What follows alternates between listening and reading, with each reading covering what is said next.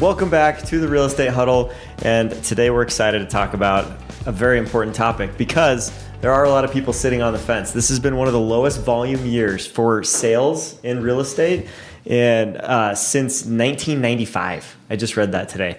Unbelievable. So we've had the fewest people moving, and we claim that if you knew these two things, you would probably make a move. So we're gonna kick it off, and we're gonna start. Jackson had something that he wanted to say. Oh, yeah. Wherever you live, your house is definitely on an ancient Indian burial ground. You should call me. I can help you with that. Also, the spirits will follow you if you use a different realtor. But if you use me, I can help. That is not number one. That is not number one. You should know.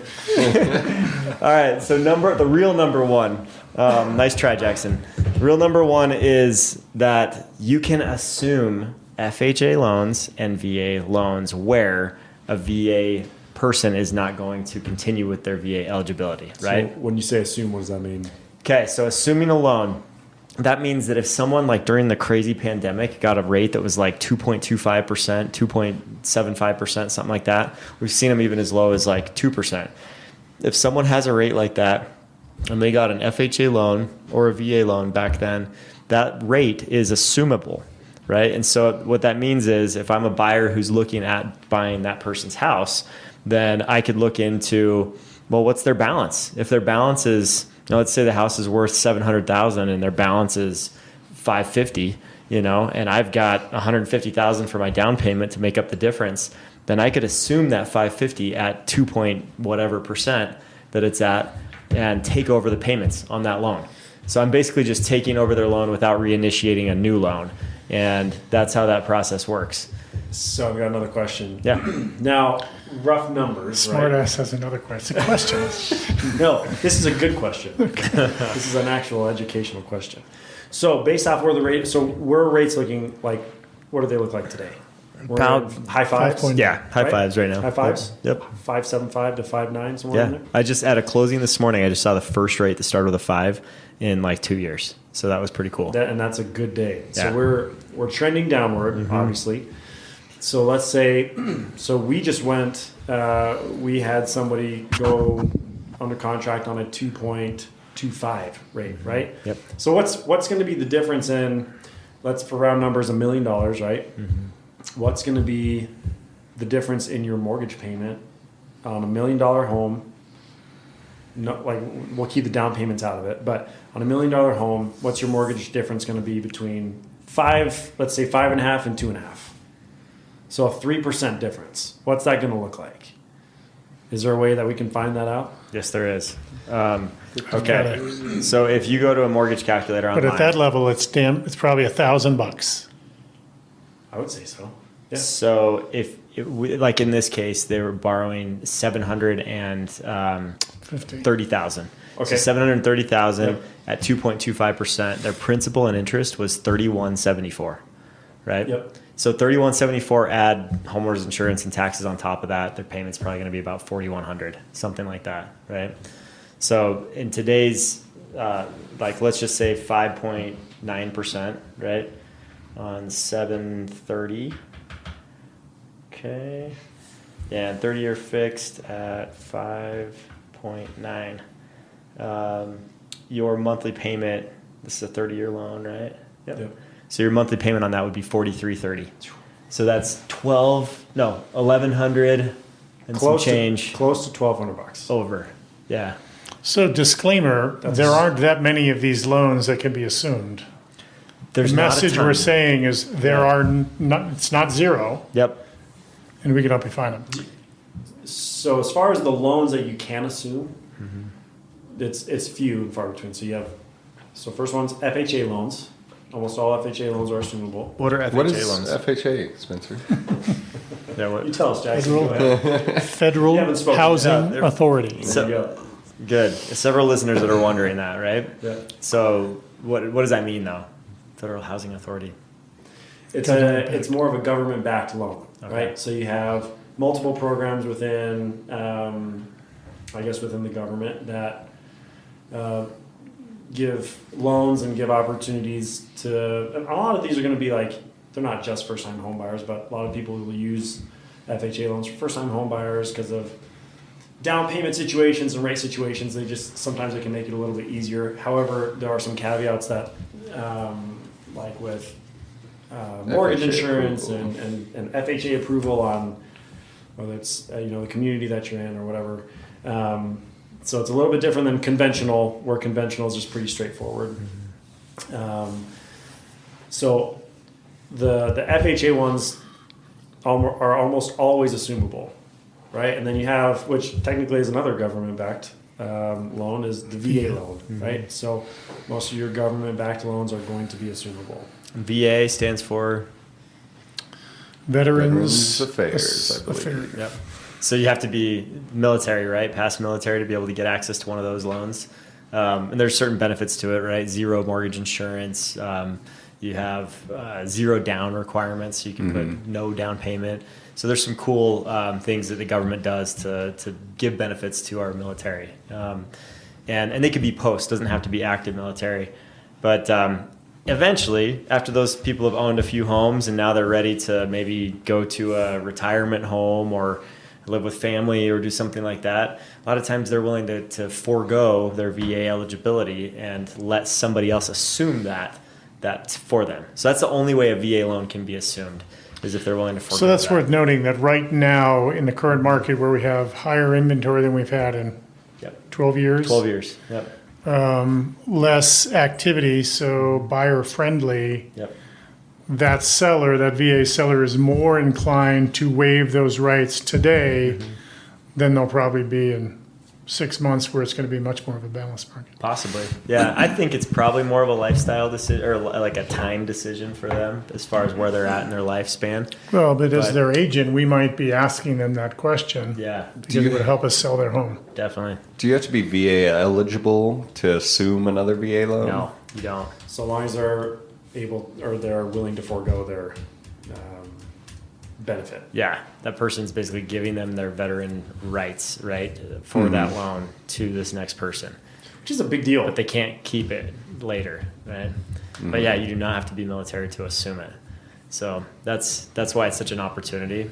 And so that's number one, right? Is if you could assume a loan and save on interest and basically go back in time in a time machine like Marty McFly to 2021, right? But no competition, right? Like we had in 2021, which was absurd.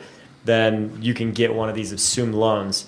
So we, as a team, Spencer. So I was going to say, before you move on to number 2. Yeah.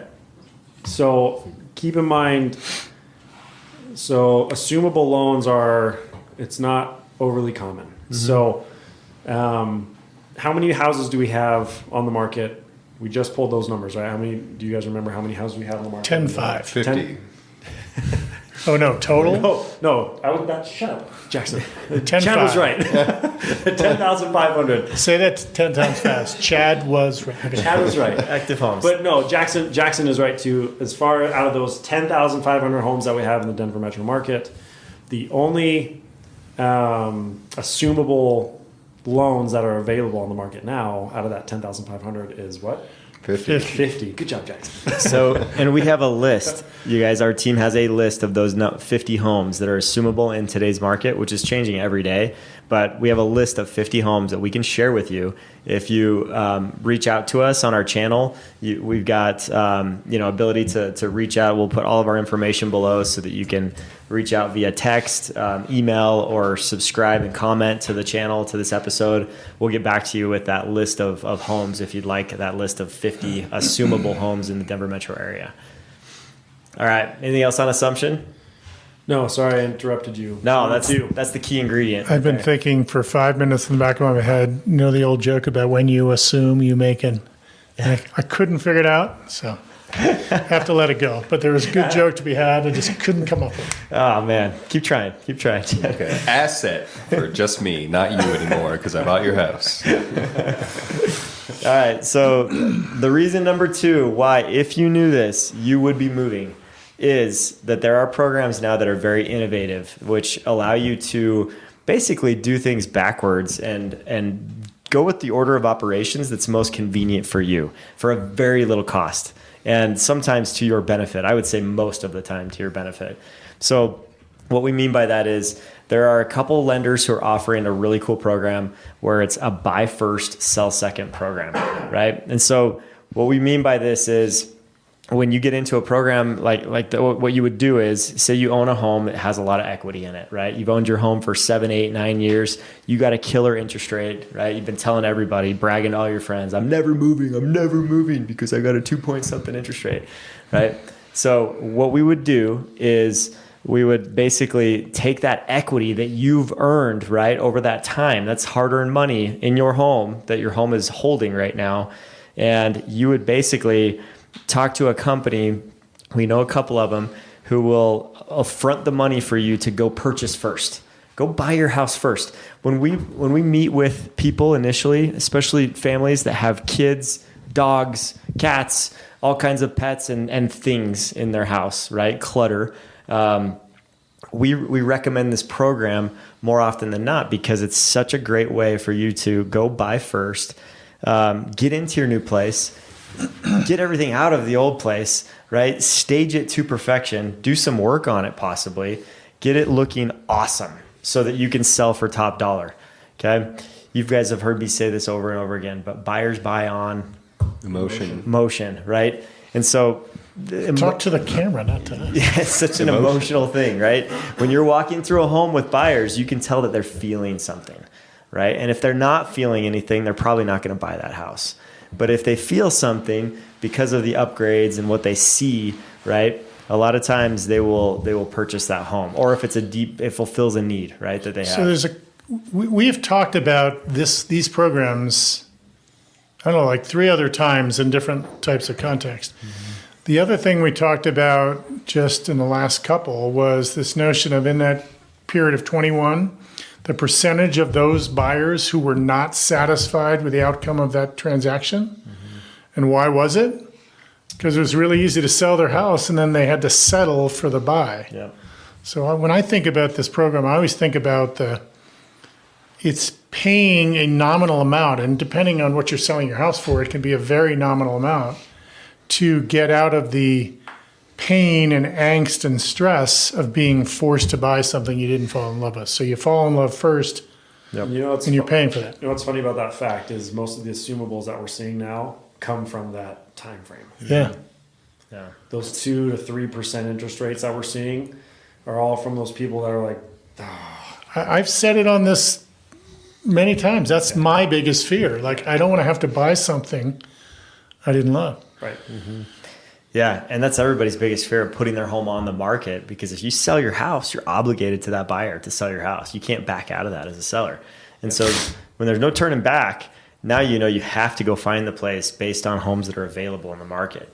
So what we're doing is we're flipping the coin on that and taking someone that has a home to sell and just saying, let's just go out and buy first. Let's just go out and look and see, find the correct home for you. That's not like Chad was describing, right? Those 82% of people in 2021 that bought a house, they weren't crap, happy. I thought it was 47. It was 82%. 82%. Oh my God. Said that they were not happy with their home buying decision during the pandemic. So you have that vantage point. And by the way, like Chad mentioned earlier, inventory is at the highest rate since 2012.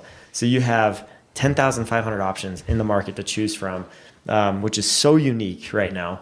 And sellers who are very motivated to get their home sold that have been on the market for sometimes 100, 200 days, showing their house, dealing with, because they're not doing this program, right? They're dealing with having showings through with kids and pets and all that stuff. They are tired. They want this place, their place is gone and sold, right? So you have that vantage point at that point of getting a great deal on the purchase. Oh, and by the way, this program makes you a cash buyer. So you're walking in with cash, 100% cash, right? They front you 100% of the money to go buy this thing, okay? So a couple of sides. A, go deeper on why that's so important, and B, we keep talking about how this is such a small nominal amount. It's not nothing, though, so we should talk about the percentage. Why is being a cash buyer important? Well, it's obvious on some level, but people who don't think about it all day. But if there's 4 offers and one of them's cash, it's generally, all things being equal, a better offer. Yeah, why is cash better, you guys? What do you think? Because cash is king. That's what people with cash say. There is a true sentiment to that, though. But when comparing it to like a buyer that is pre-qualified for a loan, right? So you're dealing not only with the real estate transfer, but you're also dealing with the lending side as well in a non-cash transaction. When you're working with a cash transaction, it typically closes sooner because you don't have to go through the lending process. So faster closing. Yep. So faster closing. You don't have to worry about all the lending deadlines, the loan deadlines. You don't have to worry about appraisal in most cases. No appraisal. Unless the buyer wants one, which typically they don't care. Yep. And then That's enough. Stop there. Honestly, that is. There's a couple other smaller ones, but Yeah. taking the lending side out of it is a huge thing for sellers. It's just a huge peace of mind knowing like I'm just getting cash. We're going to close early. I don't have to deal with all the freaking lenders and all that stuff, and it's just done. And I would say even during inspection, like cash buyers typically, because they have 100% cash down, they're probably not worried about the GFCI that's not working, right? Or the dishwasher that's 8 years old, right? They're looking at big things typically. Yep. Go ahead, Jackson. Yeah, I think it gives you leverage in a couple ways. Like you were saying, if you're a list agent looking at it, you know if it's a cash offer that they're not strapped for cash. They're not going to be trying to nickel and dime you later on because their client doesn't have the money and they're really stretching for that property. And then a cash offer just reduces risk. So every seller doesn't want to have the risk of you go under contract for the home and then something happens with your loan and then you back out of the deal. Yep. With cash, there's way less risk that they're going to end up backing out because something went wrong. And then with this program, I think it gives you leverage too, because if we're negotiating with somebody where we know, hey, this seller has to sell their house because they're already under contract to buy their next house. We know, let's say as a buyer's agent, that we have leverage in that negotiation to get our buyer more things, to negotiate harder, because those people are between a rock and a hard place where they say, oh, well, we already are looking, we're already under contract for our next home, so we have to sell our home because we're going to mess all of that up if we don't sell our home. So it just gives you a lot more flexibility and leverage in negotiations, having the option to buy first. You're not in a rush. You're not worried or preoccupied with a second deal going on at the same time. Yep. So I think it gives you leverage in a lot of ways. 100%. Better negotiating power. Yeah. But there is a cost to this, right? Being able to do something first and then sell second. And so we have our two options that we have. One of them is a fee on the purchase, right, of 1%. So whatever the purchase price is, 1% is what gets tacked onto that for the convenience fee of buying first and selling second. The other one that we have is a flat fee of $5,000 on the back end. So when you go to sell your home after you purchase, there's nothing on the purchase, but then on the back end, there's $5,000 of flat fee. So depending on which option is best for you, depending on the price point and where you're at, we can connect you with one of our lenders that does this program. But that is so cheap, you guys. This used to be like almost 2%, right? To do something like this. And that was a big convenience fee. A lot of people just passed on it because they're like, nah, I'm not doing that for $18,000, $19,000. Like that's too much for my convenience. Yeah. And I just saw a funny statistic that kind of will help you with this.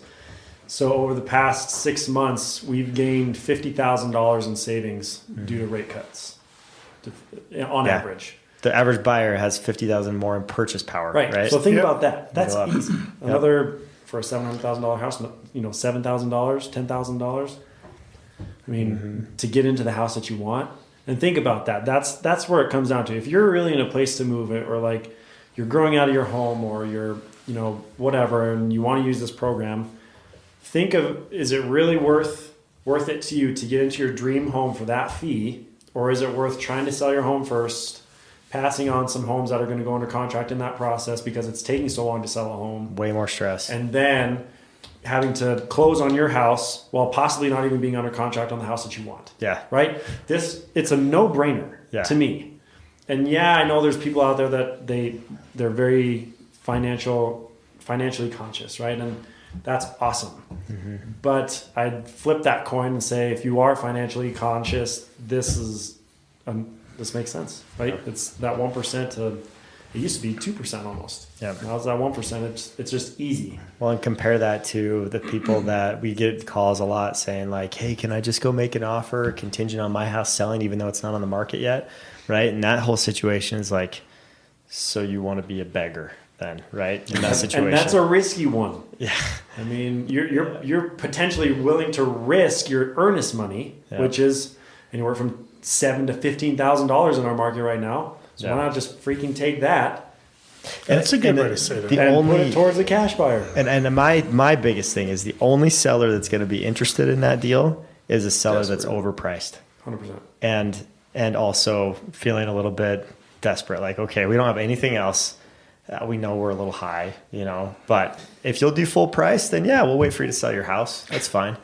We covered a lot of things there. So contingent sales are hard because they're not that interesting to the seller. Mm-hmm. The notion of having 50,000 more spending power, it's just take the fact that we have a lower interest rate and now at the same what you can spend per month, you can now afford more house. So the buyer that could afford $700,000 house now could afford $750 plus or minus, based on the rate. Which is a big jump. Yeah. I think I've used a variation of this with some clients just recently, thinking about the difference between the market we're in now that feels a little buyer-centric with where we think we're going to be in spring, which is going to be much more balanced and much more like that 21. Yep. The same house then is going to be, simple number, 50,000 more than it is today. Right. And you have a lot more control and leverage today. Yep. So a lot of numbers, similar amounts, but coming at it from different sides. Yep. Right. Yeah, no, it's a lot of information. I was just thinking with that $5,000 cost, if we looked at it like competing, like let's say everything else being the same and we had a listing, if we got an offer from person A and they said, we'll give you $505,000, but we're contingent on selling our home. And then we have another offer that's using one of these programs and they say, we'll give you $500,000, so $5,000 less. But it's a cash offer. It's going to be a quick close. We're ready to go. Mm-hmm. I would probably recommend to my client, hey, let's go with the cash offer. It's $5,000 less, but we know that they're going to close. We know that they're good for it. We don't have to wait for all this contingent stuff that may or may not happen. Mm-hmm. So there's your $5,000 right there. Yep. Just in, all things being the same, that cash offer is kind of a stronger offer. Plus, you don't have to pay the psychiatrist for all the stress that was created through doing it the conventional way. So, it's huge. And we talked about the buying a house when your house is still needing to be on the market and stuff. The basically the detriments of doing that on the buy side, right? Because you're paying overpriced probably for that house. But then what happens when you get it under contract and you're on the clock to sell your house?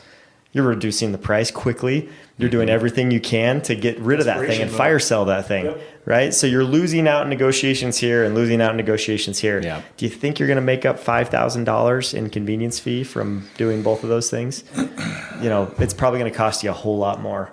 And so this is a great option. I hope that, if you're listening in and you've been thinking about moving to Denver from outside of the state, know that our lenders can do this across states. So they could help you buy a house here with cash, and then we can connect you to a great RE/MAX agent in your state, in your market, and you can sell your house there with this program. So that is one application to it. Do you have anything else? I was just going to say one last thing, unless you have more stuff, but competition is coming, right? This whole conversation has been discussed of rates have come down. We're able to afford more. We have opportunities for you to get into a home now versus later if you have to sell a home. And right now is just the beginning of what's about to happen. Mm-hmm. So if you are having those questions or having any thought of buying and selling and all that kind of stuff, like get the ball rolling, because it's and I know the election's coming up and things like that, and that's kind of holding people in place for a little bit. But once things are done and settled, it's going to be it's potentially going to be another madhouse coming. So I've been saying that a lot. I don't think as a buyer we'll ever have as friendly an environment as we have like right now. for the next 2 months because it's We going are to be there. very different. When you And if have you a buy now, you can refinance later. We've been saying it since we started this dang thing. Yeah. So think about it, in 29 It's gonna years, right? Like what we opened with, in 29 years, we haven't seen this few homes move in the market, right? So when you have a market like that and not many people are buying and the number of homes on the market that are for sale are rising, right? Buying during that storm, right before the election, you may be able to get off with a lot better negotiation terms than not. So I think that's a great point. Last thing I'll say is if you are outside of the Denver metro area, which is where we work, we're real estate pros here in Denver metro. But if you're outside of this, right, let's say you're in Virginia or East Coast or West Coast, these programs can work for you too. So still reach out to us. We can get you connected with the right financial expert that has this program available. It's not just like area specific. So we can help you there as well. So thanks for listening. Please remember to subscribe. And then next week, please come back and watch if you're a local here, you're going to want to see our spotlight on one of the coolest places to go and frequent, Wash Park. And we're going to talk all about Wash Park next week.